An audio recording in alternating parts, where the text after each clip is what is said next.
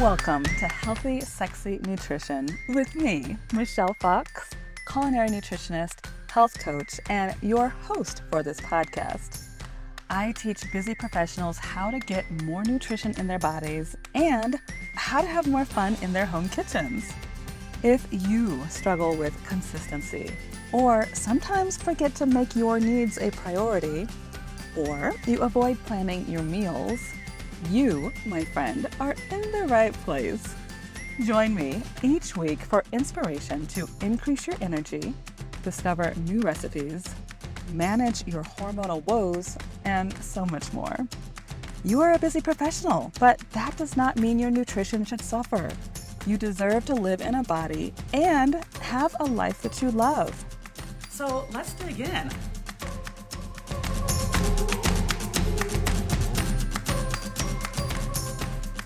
Oh my goodness, you all, this is going to be a treat.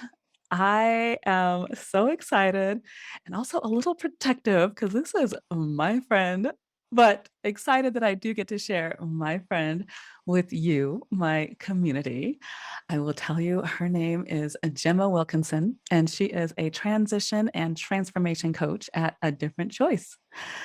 Gemma married her corporate know-how, and actually that's how she and I met. We might get into that a little bit later. But she married her corporate know-how and experiences with her rage for female oppression to fuel women and their goals with judgment-free support, curiosity, and well-timed swear words. And yes, she has a full permission to swear on today's podcast.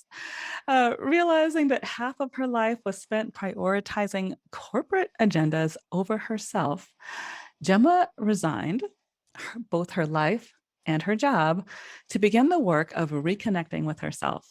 And I could not be more proud. Gemma experienced the gift and heartache of supporting her biological father at the end of his life.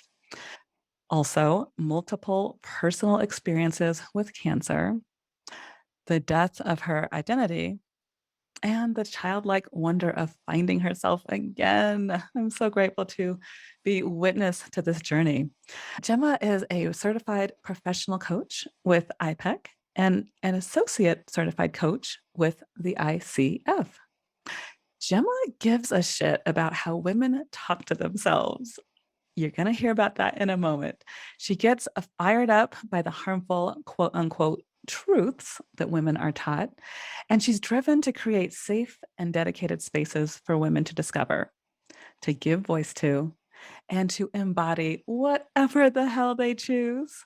When she's not helping women release their burdens and reframe their thoughts, you'll find Gemma embracing her child-free life choice on a paddleboard, learning about adult diagnosed ADHD, cooking plants, of course, one of my faves, and dreaming about her goals.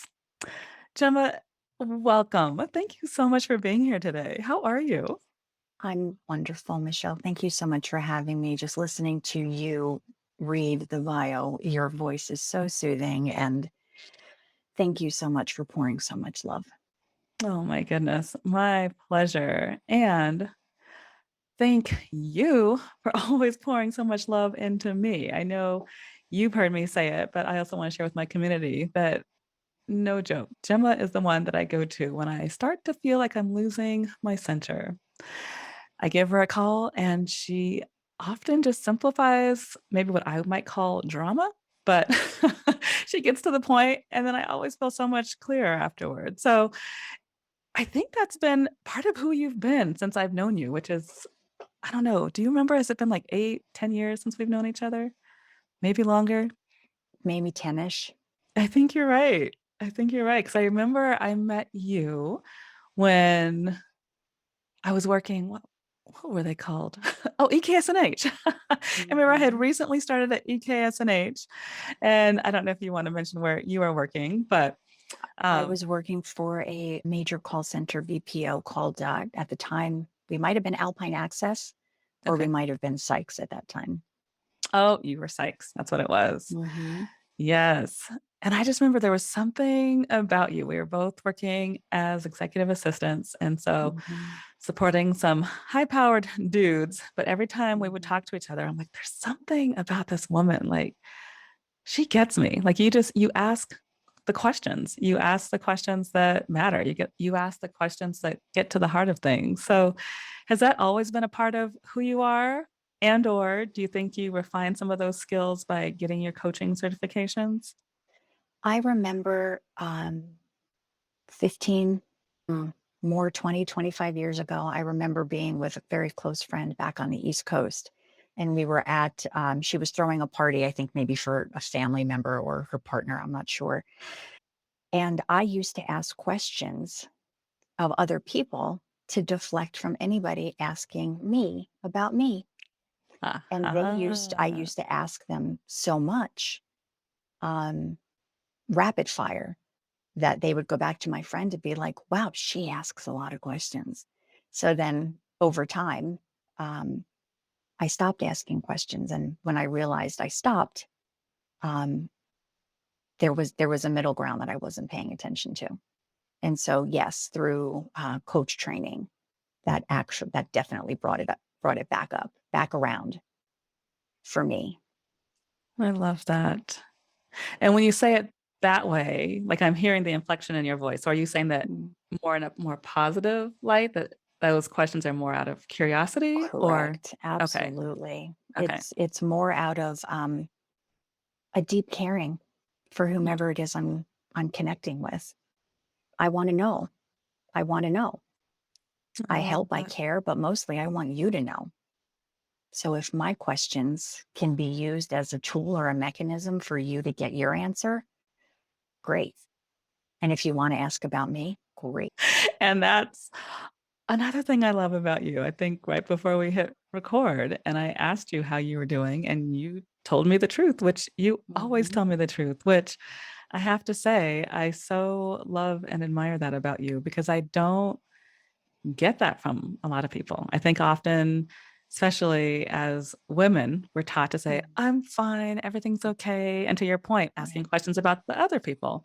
But when you tell me, and I'm not saying you said this today, but like you're saying, today was a rough day or this thing didn't Mhm, go right. I'm like, oh my gosh, like mhm, that is an invitation to pull me closer to you because I want to lean in and be like, well, tell me more. What else is happening there? And so thank mhm. you for always just being so authentic with me.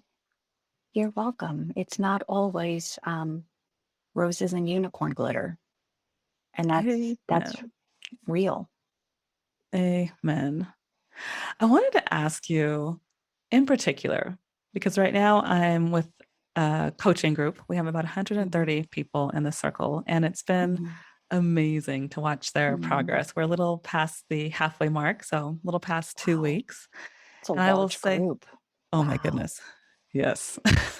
I feel so blessed to be leading this group and sharing nutrition Mhm, information.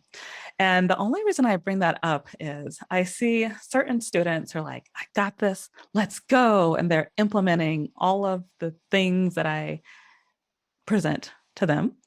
And then I see, that's kind of the extreme over here. On the other extreme, it's I don't have time. I don't have the money for organic foods. I don't know what you're talking about with glass jars, Michelle, even though the information is very easily accessible. Um, mhm. I just say that because when I look at that side, I kind of want to be like, well, you paid for this program, you're here. So what's stopping you from getting what you want? And so it's kind of that idea of getting what we want plus getting what we need. But like, what have you found with your coaching? What has been maybe some of the bigger obstacles in that? I would say the biggest obstacle, and I learned this in my own therapy years ago, um, the biggest obstacle is ourselves. Say more. And it is the shortest, most fucking annoying thing to hear. Get out of your own way. That was what I heard. I was in my own way. I was choosing to stand there. I was choosing to avoid creativity. I wasn't looking at the options. I didn't know I had a choice. Um, I was black or white thinking. I was either all in or all out. And Yeah. that's not true. And it took me, I mean, I'm going to be 47 and it took more than half my life. It's been more than half my life that that was acceptable. That was the only thing I knew. So Mm, to these people that you are working with, that you're coaching with, that they've invested in your program, they've invested in your time, they are allowing space to take up space on their computer, space in their minds, right? For your check-ins or your programs or the calls or the touch bases or the PDFs or reading something or listening to something, but they're not choosing themselves mhm, because it sounds like they may be so used to choosing other people that they don't know what they want. mhm, Investing in the program, oh, this is a thing. If I pay the money, the thing will happen. Paying the money is step zero. mm, mm. Oh my Step goodness. step one is choosing what your level of commitment is going to be. Yes. Yes. Yes, yes, yes. Have you found with your clients, perhaps actually, and let me ask it a different way. Do you have an example of one of your clients that perhaps came up to a big resistance and maybe you could walk us through steps that you took to help her overcome that resistance? Absolutely.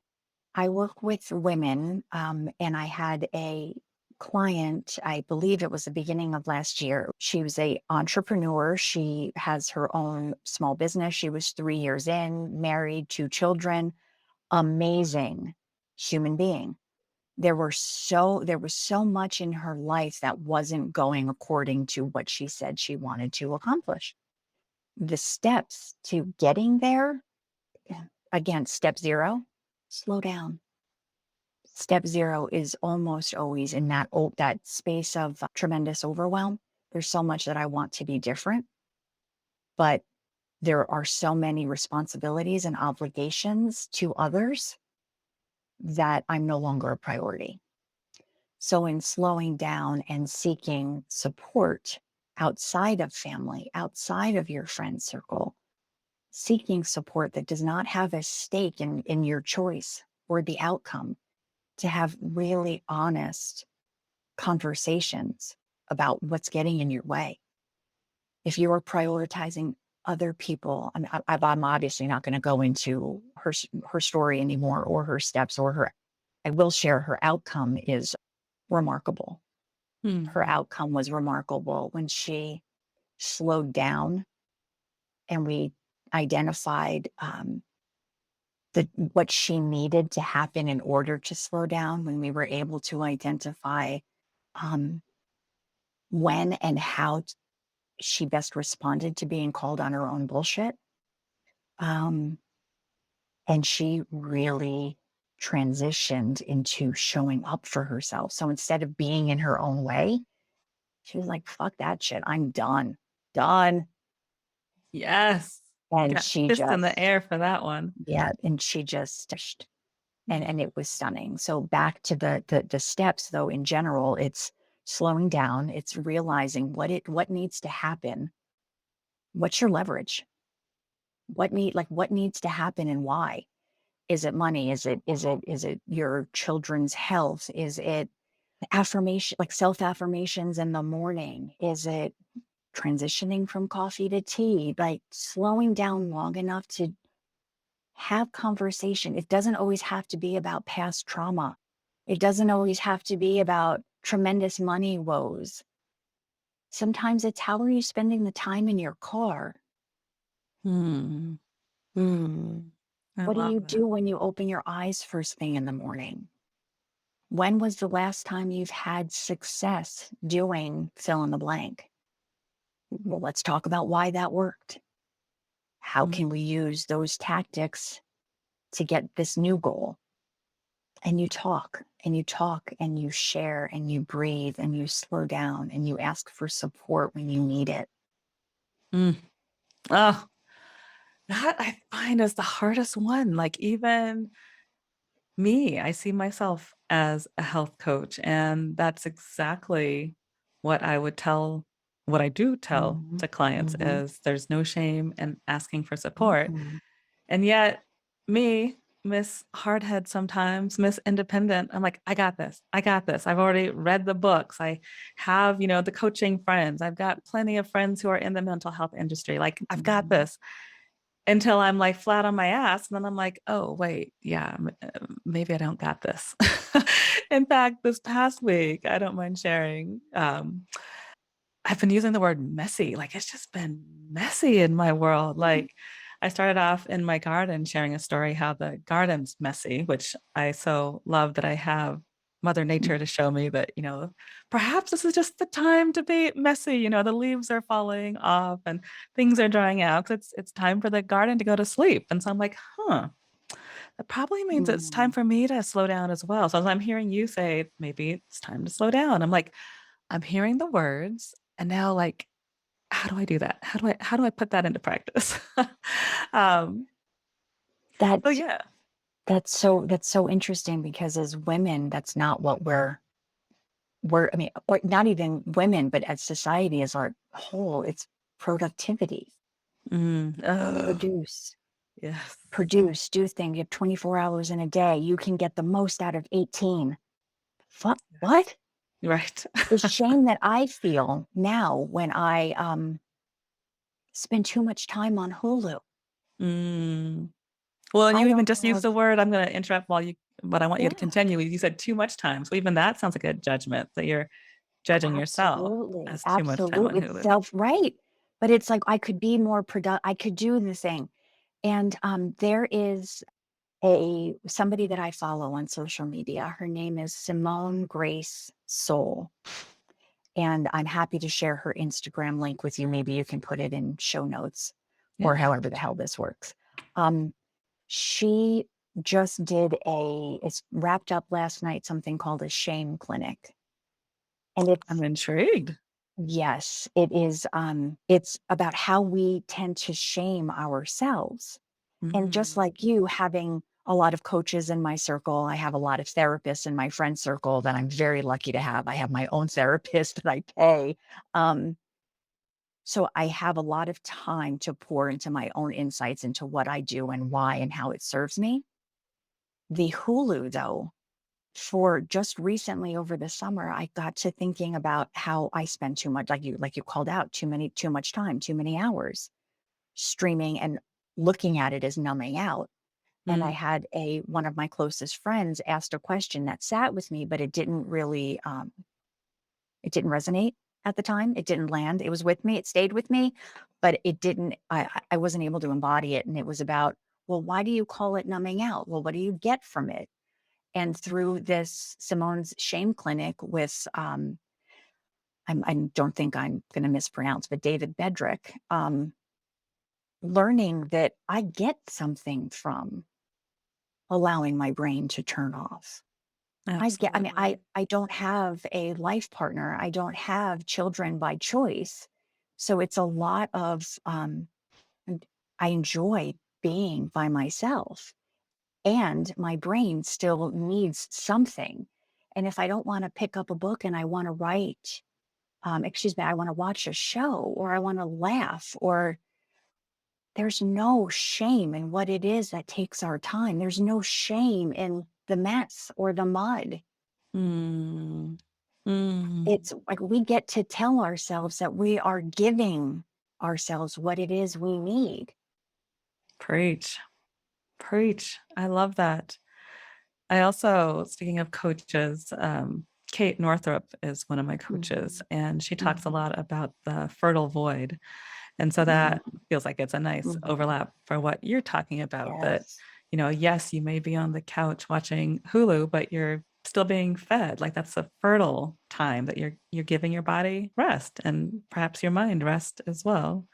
Mhm. And also entertainment, right? And I love also that. allowing my body to laugh or to be immersed in a story.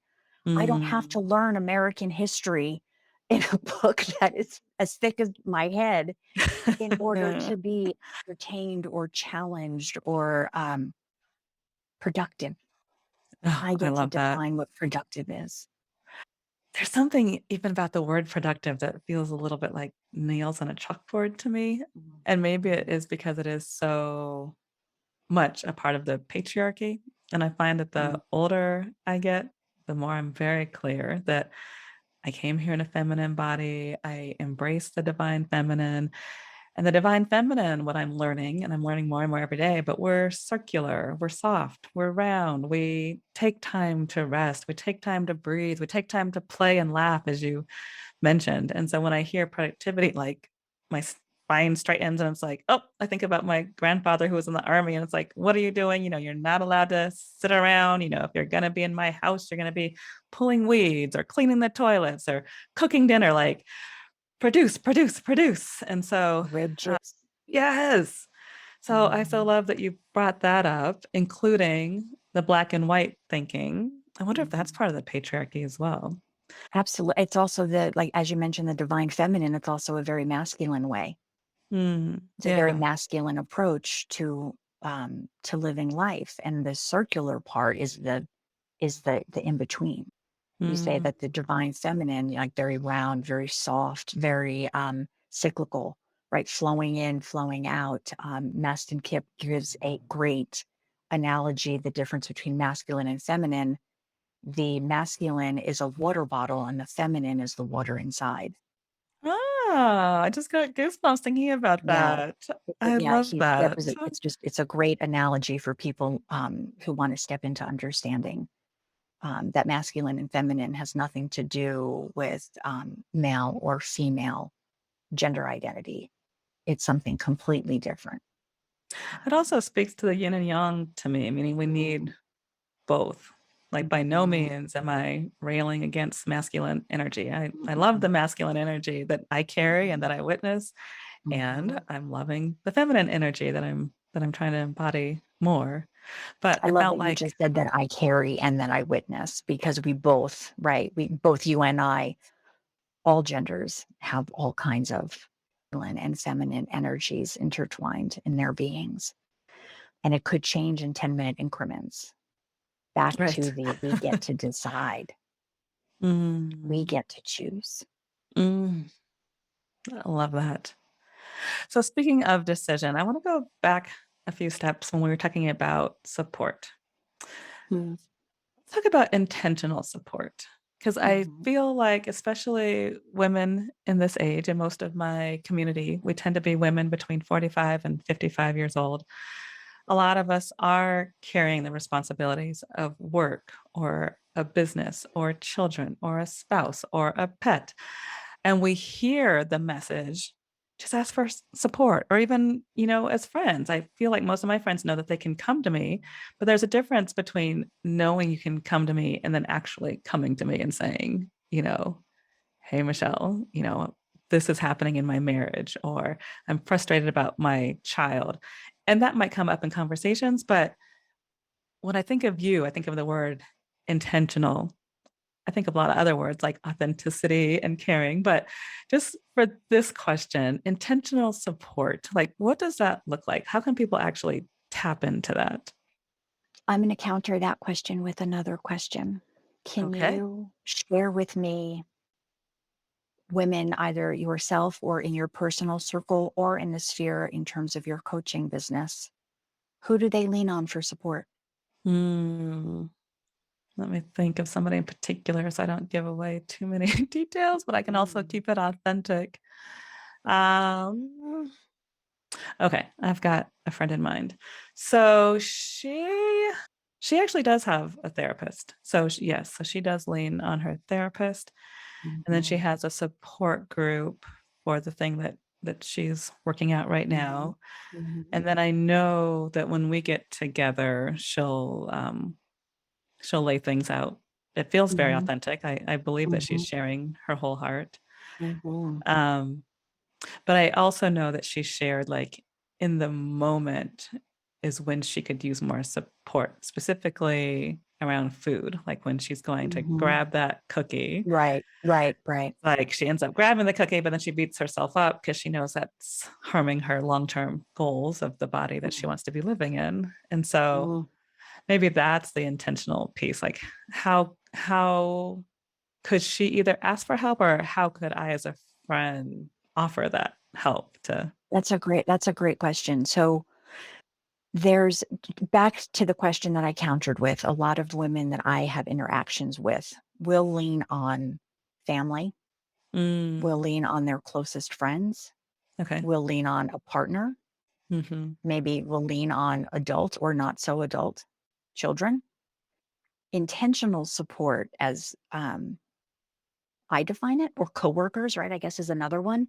Mhm. Um, is what's something that I mentioned earlier. It's someone who doesn't have a stake in the outcome, Ah, you did say that. Yes.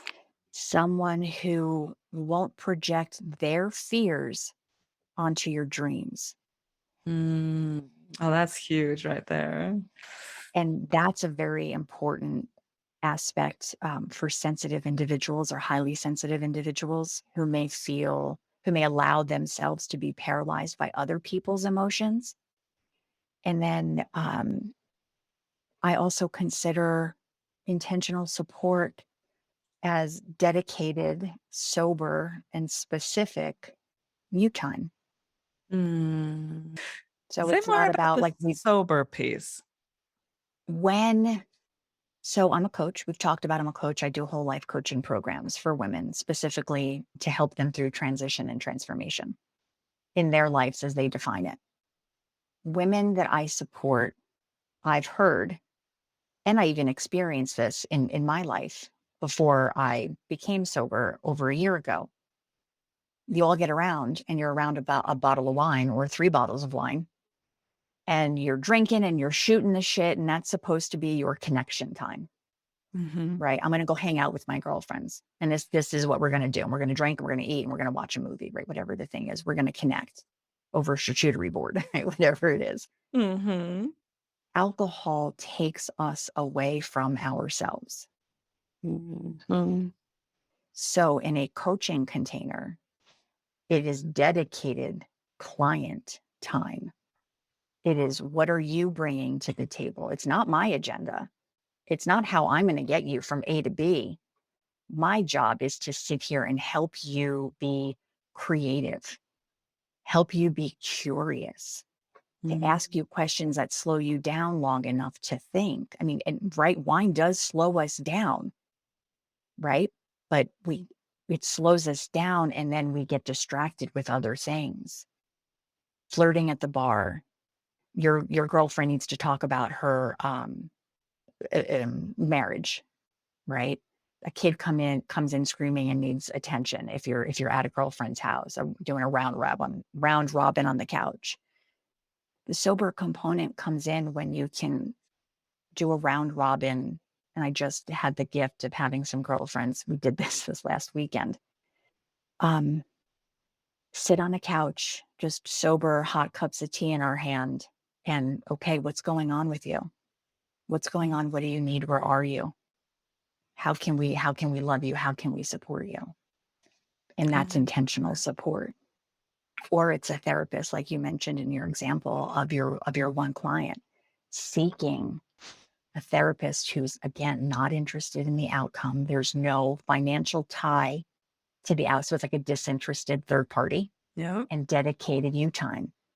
You bring and you put down for however long, whatever's happening in your life. Mm. We will listen to you, right? This is a therapist or coach. We will listen, we will challenge, we will ask questions. You get to decide where you're going. Your goals are yours. I love that. Your goals are yours. So there were two things in that that really touched my heart. One is that you have a group of people that you feel safe sharing your innermost and that they feel safe with you. Like I know that is a gift. Like not everybody has that Mm-mm, circle of trust. mm-mm. And then the second part of that is, do you have any recommendations on how people can form their own circle of trust? Because I think a lot of women are afraid, one, of maybe being judged, but then also, two, which is part of my fear, I don't mind sharing, is people then telling me how to fix it or telling me their opinion on how to change. Um, when people give me unsolicited advice. Like a lot of times I Mhm. don't share with people because I don't want their advice. I just want to be heard. I just want them to listen. So, do you have any recommendations on how people can build their own circles of trust? Recommendations on how to build your own circle of trust. We all get to say what it is that we need.